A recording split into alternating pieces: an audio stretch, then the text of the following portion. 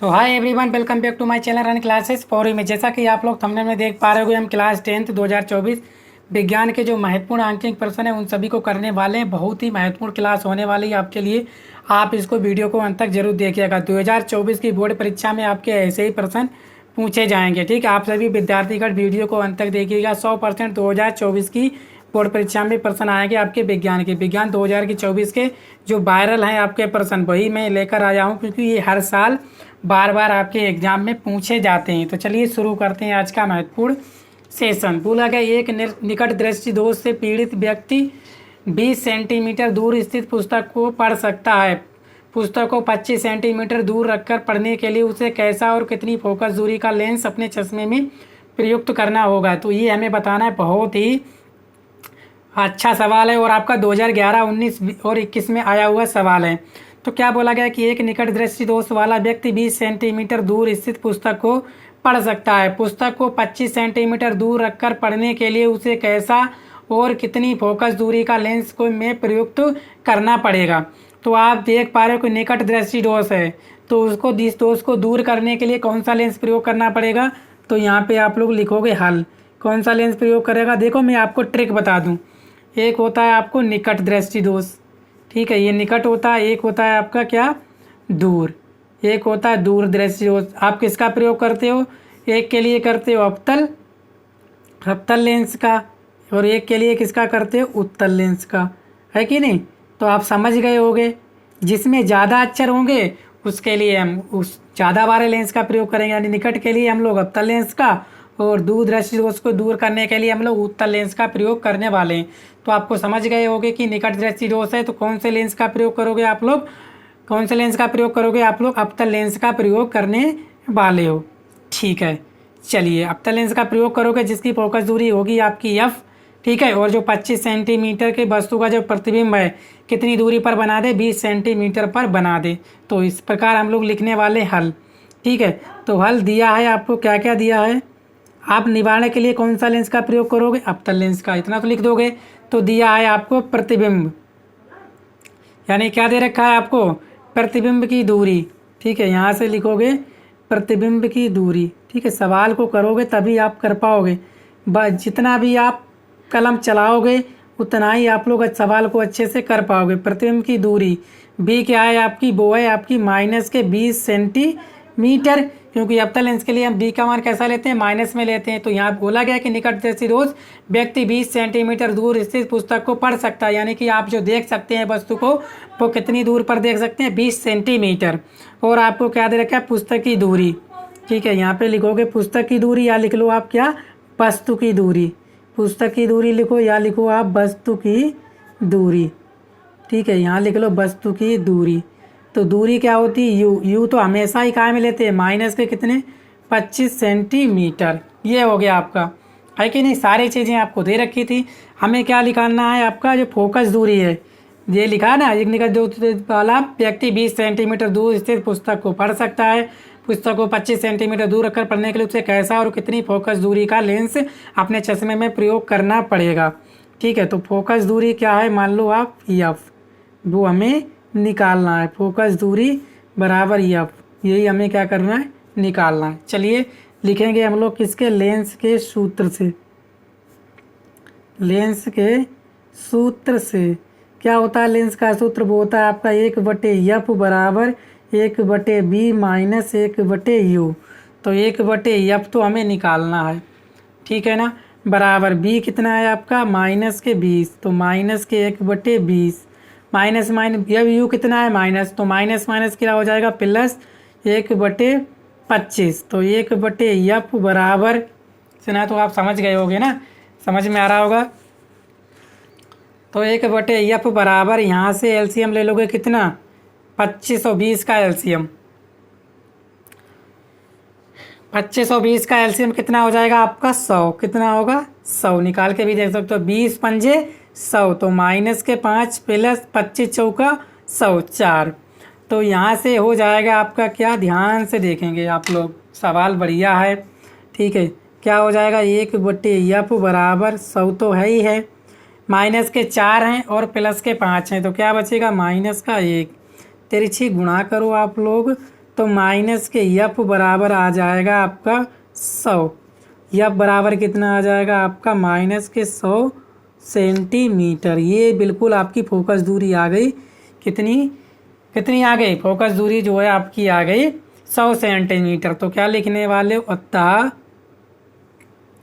Lens की focus दूरी, lens की फोकस दूरी कितनी है आपकी? यफ बराबर है माइनस के 100 सेंटीमीटर। कौन सा लेंस है आपका? तो लिख लोगे अवतल लेंस। कौन सा लेंस है आपका? अवतल लेंस। बिल्कुल, बहुत ही बढ़िया। ठीक है, आपने आसानी से कर लिया। दूसरा देखेंगे। ठीक है, दूसरा यहाँ पे आप क्या है देखोगे ध्यान से। सवाल बोला गया निम्न का आयुपेशी नाम लिखिए, यानी कि आयुपेशी नाम लिखना है। क्या है? CH3 CH2 single bond COOH। ठीक है, यहाँ पे क्या है? ओइक है, यानी कि कौन सा ग्रुप है आपका? COOH। कौन सा ग्रुप है? ओइक है। इसके लिए हम क्या लगाते हैं? ओइक अम्ल लगाते हैं। ये वाला आपका क्या है? समूह है, ग्रुप है। ठीक है, या क्रियात्मक समूह बोल दीजिए। ठीक है, गिनती किधर से करते हैं हम लोग? गिनती उधर से करते हैं जिस तरह से आपका डबल बॉन्ड आपका नज़दीक पड़ता है। तो क्या हो जाएगा? इधर से गिनती करोगे 1 2 3। कितने हो गए आपके? 1 2 और 3। 3 वाले को हम लोग क्या बोलते हैं? 3 वाले को क्या बोलते हैं? ठीक है ना। देखो, 1 वाले को बोलते हैं मैथ, 2 वाले को एथ, 3 वाले को प्रोप, 4 वाले को ब्यूट, 5 को पेंट, 6 को हेक्स।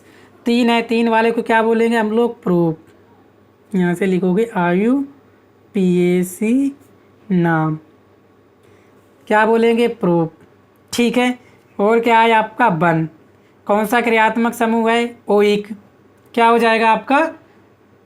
ओइक। ठीक है ना, सिंगल बॉन्ड है। और क्या हो जाएगा आपका? एन। ठीक है, वन एन। और क्या हो जाएगा? COOH क्रियात्मक समूह क्या होता है? ओइक। ओइक अम्ल। क्या हो जाएगा? ओइक अम्ल। तो ये आपका हो गया। अगर आप इसको और लिखना चाहो तो इसे आप लिख सकते हो प्रोपेनोइक अम्ल। क्या लिख सकते हो? प्रोपेनोइक अम्ल। क्योंकि एक का कोई मतलब ही नहीं होता है। एन क्यों आया? सिंगल बॉन्ड के लिए। तो इसका आयुपेशी नाम क्या हो जाएगा? प्रोपेनोइक अम्ल। बिल्कुल सही बता दिया आप लोगों ने। ठीक है, अब इसका बताएंगे CH3 सिंगल बॉन्ड C और ट्रिपल बॉन्ड CH। सबसे पहले आप कार्बन की काउंटिंग कर ले। काउंटिंग किधर से करेंगे? इधर से। 1 कार्बन, 2 कार्बन, 3 कार्बन। 3 वाले को क्या बोलते हैं? क्या बोलती तू? ठीक है, तो 3 वाले को बोलते हैं हम लोग प्रोप। क्या बोलते हैं हम लोग? प्रोप बोलते हैं 3 वाले को। ठीक है ना, 3 वाले को क्या बोलते हैं हम लोग? प्रोप बोलते हैं। ठीक है ना। और कितने बंद है? ट्रिपल बॉन्ड वाले को क्या बोलते हैं? One yne. क्या हो जाएगा? One yne. अगर आप इसे और लिखना चाहो तो इसे लिख सकते हो प्रोपाइन। ठीक है, प्रोपाइन वन भी लिख सकते हो या खाली प्रोपाइन भी लिख सकते हो। ये बोलते हैं हम। ठीक है, आगे तीसरा बोला गया CH2 double bond CH single bond CH triple bond double bond है, सॉरी डबल बॉन्ड CH2। इसको क्या बोलेंगे आप लोग? ठीक है, अच्छा सा है और अच्छा सा सवाल है। ठीक है, पेपर में कई बार आता है और आपसे पूछा भी जाता है। ठीक है, चलिए बताइए इसका क्या हो जाएगा? इसका क्या हो जाएगा? बताओ फटाफट आप लोग। ठीक है ना, चलिए इसका क्या हो जाएगा? ठीक है, देखो कितने कार्बन, गिनती किधर से करेंगे? जिधर से आपका डबल बॉन्ड या ट्रिपल बॉन्ड नज़दीक हो। चाहे आप काउंटिंग इधर से कर लीजिए, चाहे इधर से कर लीजिए, आपका डबल बॉन्ड नज़दीक पड़ रहा है दोनों तरफ से। तो इधर से करेंगे 1 2 3 और 4। 4 वाले को क्या बोलते हैं? 4 वाले को बोलते हैं हम लोग ब्यूट। क्या बोलते हैं? ब्यूट। ठीक है, ब्यूट हो गया। और ब्यूट हो गया। और 1 नंबर पे बोलोगे क्या? क्या ब्यूट क्या हो जाएगा? ब्यूट वन। 1 हो गया कामा 3। 1 नंबर पे भी डबल बॉन्ड है और 3 नंबर पे भी आपका डबल बॉन्ड है। तो क्या हो जाएगा? 1 कामा 3 डबल 2 बार आया है। तो 2 के लिए क्या लगाते हैं हम लोग? डाई। क्या लगाते हैं आप लोग? डाई। ठीक है, डाई लगा दिया। और डबल बॉन्ड वाले के क्या लिखते हैं हम लोग? इन। क्या लिखते हैं? इन। तो क्या हो जाएगा? इन। ठीक है, ये हो जाएगा आपका। क्या हो जाएगा? आईपीएसी ना ब्यूट 1,3 डाईइन, बिल्कुल सही हो गया। ब्यूट 1,3 डाईइन। डाई क्यों आया? क्योंकि डबल बॉन्ड दो जगह प्रयोग हुआ है, इसीलिए आपका डाई आया है। ठीक है, नेक्स्ट सवाल भी बढ़िया है और आप लोगों को अच्छे से आता होना चाहिए। ठीक है, देखो अच्छे से क्या है आपका CH3 CH2 CH2 OH। किधर से काउंटिंग करोगे? जिधर से आपका क्रियात्मक समूह नजदीक है, इधर से OH जो क्रियात्मक समूह है 1 2 3, 3 वाले को क्या बोलते हैं? प्रोप। ठीक है, IUPAC नाम लिखेंगे। 3 वाले क्या बोलते हैं? प्रोप। सिंगल बॉन्ड है तो क्या हो जाएगा? एन। और OH के लिए क्या लगाते हो? OH के लिए लगाते हो आप लोग क्रियात्मक समूह ऑल। क्या लगाते हो? ऑल। तो क्या हो जाएगा? ऑल। ठीक है, ये आपका नाम हो गया। अगर आप सही से लिखना चाहोगे तो क्या हो जाएगा आपका? प्रोपेनॉल। क्या हो जाएगा? ये हो जाएगा प्रोपेनॉल। ठीक है, ये हो जाएगा आपका IUPAC नाम। बिल्कुल सही है। तो आप लोगों ने अच्छे से कर लिया, मज़ा आ गया। ठीक है, नेक्स्ट सवाल। ठीक है, सवाल सारे इंपॉर्टेंट हैं, आपको आना चाहिए। ठीक है ना, चलिए तीसरा सवाल आज का हमारा। ठीक है ना, ध्यान से देखेंगे। बोला गया 1000 वाट सामर्थ्य वाले एक विद्युत हीटर को 200 वोल्ट के विद्युत मेंस से जोड़ा गया है। गणना कीजिए हीटर में प्रवाहित धारा। हीटर में आपको क्या बतानी है? प्रवाहित धारा बतानी है। ठीक है ना, सवाल देखो बढ़िया है और पेपर में आया हुआ सवाल है। ये कई बार आया और बार बार आपके पूछा जाता है। ठीक है, 1000 वाट वाले सामर्थ्य विद्युत हीटर को 250 वोल्ट के विद्युत मेंस से जोड़ा जाता है। गणना कीजिए हीटर में प्रवाहित धारा। तो इसको करेंगे हम लोग हल करेंगे और अच्छे से करेंगे। क्या क्या आपको दिया है वो लिखेंगे। दिया है, क्या दिया रखा है आपको? विद्युत शक्ति बोल दो या क्या बोल दो? सामर्थ्य। विद्युत शक्ति बोल दो या बोल दो आप सामर्थ्य। बात एक ही है, P है आपकी 1000 वाट। और क्या दे रखा है आपको? विभवांतर। ठीक है ना, विभवांतर कितना दे रखा है? विभवांतर क्या होता है आपका? B। वो दे रखा है आपको 250 वोल्ट। ये चीज़ आपको दे रखी है। आपसे क्या पूछा? हीटर में प्रवाहित धारा। हीटर में प्रवाहित धारा। ठीक है, 1 नंबर लिखोगे हीटर में प्रवाहित धारा। हीटर में है आपकी प्रवाहित धारा। किससे निकालोगे? आप निकालोगे जो आई है वो आपको क्वेश्चन मार्क है विद्युत शक्ति से। विद्युत शक्ति क्या होती है? P बराबर होता है आपका BI। P बराबर क्या होता है? BI। धारा निकालनी है तो I बराबर क्या हो जाएगा? I बराबर हो जाएगा P/B। तो I बराबर हो जाएगा P आपका 1000 है और B है आपका 250 वोल्ट। 1 0 से 1 0 और 25 चौका 100। तो I बराबर कितना आ जाएगा आपका? 4 एम्पियर। ठीक है, ये आपका बिल्कुल सही आंसर हो गया। I कितना आ गई आपकी? 4 एम्पियर आ गई। ठीक है, I कितना आ गया? 4 एम्पियर। ठीक है, नेक्स्ट दूसरा दिख रहा है ना आपसे? दूसरा क्या बोला गया है? हीटर के तार का प्रतिरोध। हीटर के तार का प्रतिरोध। ठीक है, लिखोगे हीटर के तार का प्रतिरोध क्या हो जाएगा? प्रतिरोध क्या हो जाएगा? आपने एक फार्मूला पढ़ा था क्या? विद्युत शक्ति। देखो हम विद्युत शक्ति से ही निकालते हैं सारे फार्मूले, क्योंकि आपको विद्युत शक्ति दे रखी है। P बराबर क्या होता है किसके? प्रतिरोध के टर्म में V²/R। यही होता है, होता नहीं होता है? V²/R।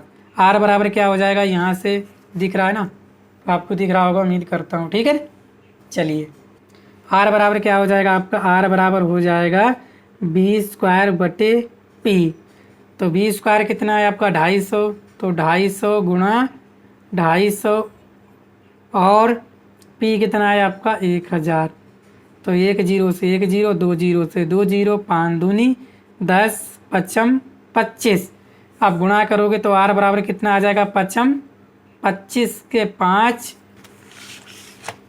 25 के 5, 5 दूनी 10 और 2 12, 10 2 12, 125 और बटे 2, 2 छंग 12 और 2 दूनी 4 और 2 पंजे 10। R बराबर कितना आ गया आपका? 62.5 ओम। बिल्कुल सही आंसर आ गया। ठीक है, तो प्रतिरोध कितना आ गया 62.5 ओम।